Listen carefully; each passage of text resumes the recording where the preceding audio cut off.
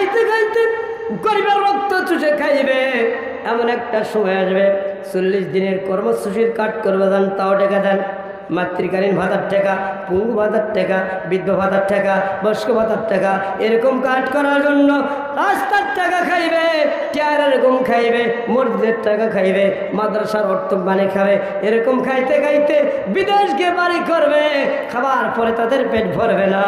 এরপরে ওই কুলাঙ্গার নেতাগুলি বলবে আমাদের আরো দাও, আরো দাও, পেট ভরে না। কথা বলে ঠিক কিনা? এবার যুবক, মনে আছে তো, সময় সংক্ষিপ্ত,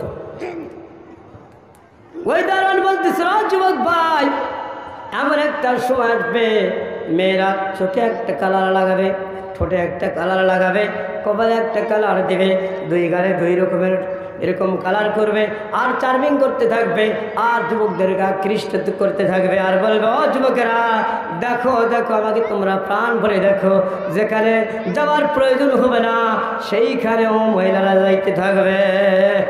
কথা বলে ঠিক কিনা?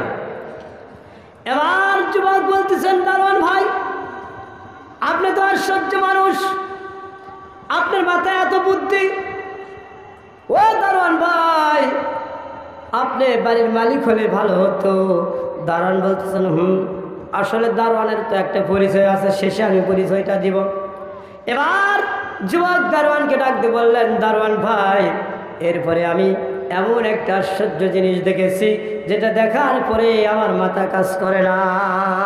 সুবহানাল্লাহ বলেন না? দারোয়ান বলেন ও যুবক তুমি কি দেখেছো একটু বলো। যুবক বলতেছেন দারোয়ান ভাই আমি যখন আসতেছিলাম এমন সময় আমি দেখতে পাইলাম 100 খুঁটিতে 100 ছাগল বাঁধা আছে। ছাগলের এরকম বড় বড় সামাল আছে, ওলান আছে, কিন্তু একটা বাচ্চা নাই। ছাগলগুলো বাঁধা আছে 100 খুঁটির সঙ্গে, আর বড় বড় সামাল হয়ে গেছে, ওলান হয়ে গেছে। হঠাৎ করে আমি দেখতে পাইলাম দূর থেকে একটা ছাগলের বাচ্চা ছুটে আসলো। আসার পরে প্রথমে একটা ছাগলের দুধ পান করলেন, করার পরে ওই বাচ্চা আর একটা ছাগলের দুধ পান করলেন, এরপরে আর একটা ছাগলের দুধ পান করলেন। এমনি করে এক এক করে 100 ছাগলের দুধ পান করলো। বাচ্চাটি করার পরে আরো ভেবাইতেছিল, আর তার ভাষায় বলতেছিল আমাকে আরো দাও, আরো দাও, আমার পেট ভরে নাই। যুবক বললেন দারোয়ান ভাই একটু বলেন, বলেন, খুলে বলেন এর রহস্যটা কি, এর কারণটা কি, এর হিকমতটা কি একটু বলেন।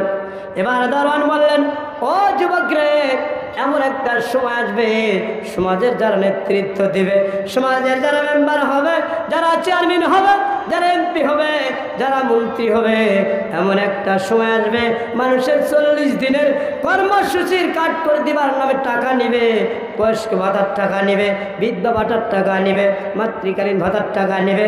এরকম টাকা নিতে নিতে দুর্নীতি করতে করতে বিদেশে বেগুন পাড়ায় বাড়ি করবে। কথা বলেন ঠিক কিনা? কথা বলেন ঠিক কিনা? আপনাদের জবান বাড়ায় না কেন? আপনারা কি ওই দলের লোক নাকি? টাকা খাইতে খাইতে গরিবের রক্ত চুষে খাইবে। এমন একটা সময় আসবে 40 দিনের কর্মসূচির কাট করবে দেন, তাও টাকা দেন। মাতৃকালীন ভাতার টাকা, পঙ্গু ভাতার টাকা, বৃদ্ধ ভাতার টাকা, বয়স্ক ভাতার টাকা, এরকম কাজ করার জন্য রাস্তার টাকা খাইবে, চেয়ারের গম খাইবে, মসজিদের টাকা খাইবে, মাদ্রাসার অর্থ বানিয়ে খাবে। এরকম খাইতে খাইতে বিদেশ গিয়ে বাড়ি করবে, খাবার পরে তাদের পেট ভরবে না। এরপরে ওই কুলাঙ্গার নেতাগুলি বলবে আমাদের আরো দাও, আরো দাও, পেট ভরে না। কথা বলে ঠিক কিনা? 1000 কোটি টাকা কামাই করেছিল সাইফুদ্দিন মানিক, আন্তর্জাতিক অপরাধ ট্রাইব্যুনালের বিচারপতি। উনি কি টাকা নিয়ে শুইতে পারছে, খাইতে পারছে? সিলেটের কলার বাগানে কলার পাতা গায়ে দিয়ে মাটিতে শুয়েছিল, টাকা হজম করতে পারে নাই। টাকা দেওয়ার মালিক আল্লাহ, টাকা কারা নেওয়ার মালিক কে? ক্ষমতায় গেলে জনগণের টাকা মেরে খাও মিয়া, পরবর্তীতে কি হবে তুমি ভাবো না, কিন্তু আমার আল্লাহ এটা ঠিকই ভাবে। কথা বলেন ঠিক কিনা? আল্লাহ বলেন কুলিল্লাহুম্মা মালিকাল মুলকি তুতিল মুলকা মান তাশা ওয়া তুইজ্জু মান তাশা ওয়া তুযিল্লু মান তাশা বিয়াদিকাল খায়র ইন্নাকা আলা কুল্লি শাইইন কাদির। আমি আল্লাহ বাচ্চাকে ফকির বানাই, ফকিরকে বাচ্চা বানাই। আমি মানুষকে সম্পদ দেই, সম্পদ আবার আমি কেড়েও নেই। আল্লাহ পারেন কি পারেন না? তার বাস্তব প্রমাণ 5 আগস্টের পূর্বে যারা কোটিপতি ছিল, এখন তারা কোথায়? এখন পালায় বেড়াইতেছে, টাকা হজম করতে পারে নাই, টাকা খাইতে পারে নাই। কথা বলেন ঠিক কিনা? সুন্দর বাড়ি তৈরি করেছে, ওই বাড়িতে শোবার ভাগ্য হয় নাই। কথা বলেন ঠিক কিনা?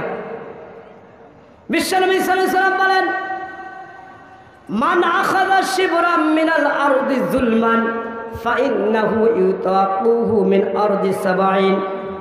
আল্লাহর নবী সাল্লাল্লাহু আলাইহি ওয়াসাল্লাম বলেন, যেই ব্যক্তি জুলুম করে মানুষের উপর অত্যাচার করবে, মান আখাযা মানে গ্রহণ করবে, শিবরাম মিনাল আরদি যুলমান ফাইন্নাহু ইউতাকুহু ইয়াওমাল কিয়ামাতি মিন সাবঈ আরদাইন। যারা জুলুম করে, অত্যাচার করে, নির্যাতন করে মানুষের অর্থ আত্মসাৎ করবে, সে হিন্দুর হোক আর মুসলমানের হোক, যার অর্থ আত্মসাৎ করবে, কিয়ামতের দিন আল্লাহ রাব্বুল আলামিনের নবী বলেন, ওই মানুষের ওই অর্ধহাত সম্পদের বিনিময়ে, ওই অর্ধহাত জমিনের বিনিময়ে 7 তবক আসমান জমিন তার মাথার উপরে উঠায় দেওয়া হবে। আসতে বলেন নাউজুবিল্লাহ। আমরা তো বোনের হক কেউ মারে খাই না। এক ছেলে 7 মেয়ে, হযরত আমার পূর্বে মেয়েকে বলছে, মা দোয়া করি বাবা, হজ করবো, কাবার গেলাম ধরে তোর জন্য দোয়া করবো, তুই মাফ করে দে মা। তোরা 7টা বেটি মোরা এক বেটা কি করে খাবে?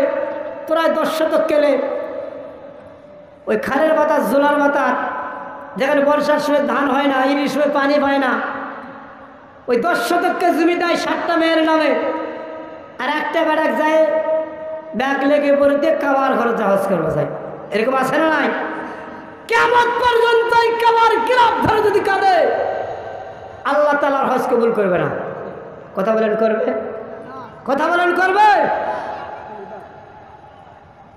আল্লাহ রাসূলের জন্য বলেছেন, যদি একজন অমুসলিম হয়, কোন মুসলমান যদি অমুসলিমের সম্পদ অন্যায়ভাবে গ্রহণ করে,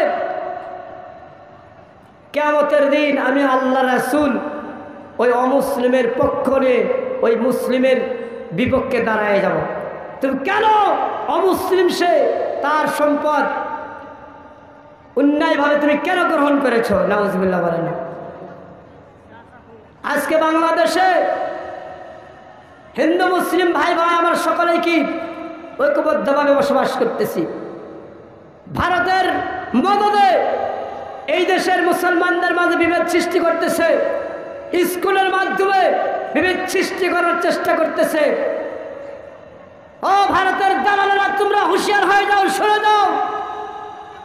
5 আগস্টে যেরকম করে ছাত্র আন্দোলনের মাধ্যমে স্বৈরাচারের পতন হয়েছে, স্কুলের মাধ্যমে তোমরা যদি বাংলাদেশের স্বৈরাচারের দ্বিতীয়বারের মতো মাথা চাড়া দিতে চাও, এইবার ভারত নয়, তোমাদের জায়গা হবে তার চাইতে আরো দূরে কোথাও। কথা বলেন ঠিক কিনা?